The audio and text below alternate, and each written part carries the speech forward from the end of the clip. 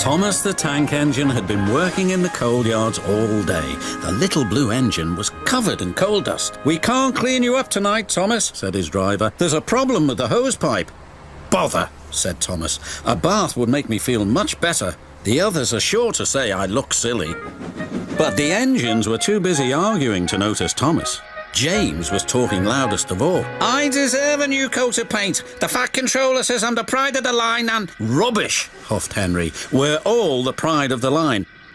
"It's been like this all day," confided Percy to Thomas. "James is getting a new coat of paint and won't stop boasting about it." "Why, James, I'm the one who needs a new coat. Look at me." "I'd rather not," retorted James. "You're not a pleasant sight and wouldn't understand the needs of a really important engine."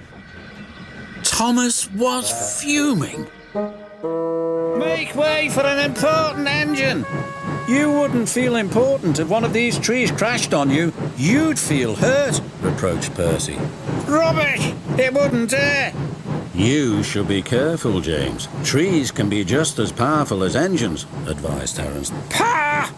snorted James. "Now excuse me, the Fat Controller needs me to pull the express."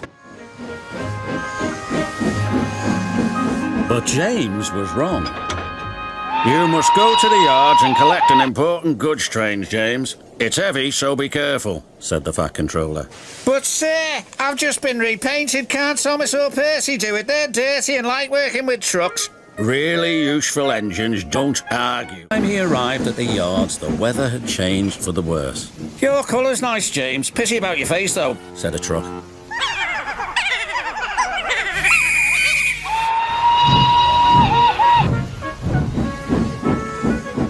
Soon, they came to a hill and his driver knew that they were in for a difficult time. An old tree close to the track was being blown by the strong winds and rain had weakened the slope. All of a sudden, the tree moved.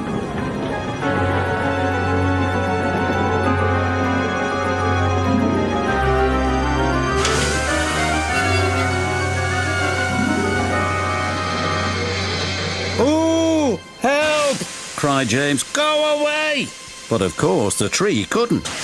James tried to reverse away from the tree, but his train was too heavy. And he heard a whistle. "It's Thomas," called his driver. James felt embarrassed and worried that Thomas would laugh at him, but Thomas didn't. He knew that this was no time for teasing.